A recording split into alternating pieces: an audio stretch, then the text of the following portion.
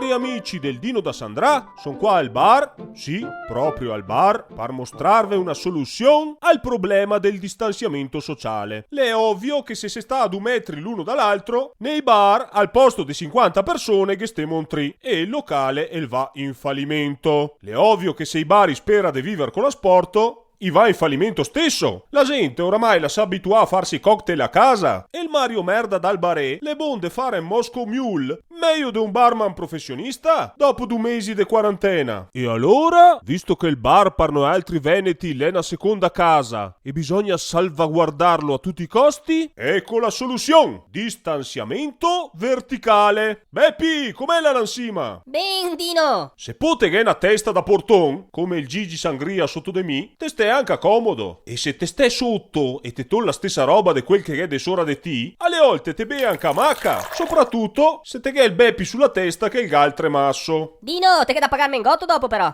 Ah, ve pare la namonada?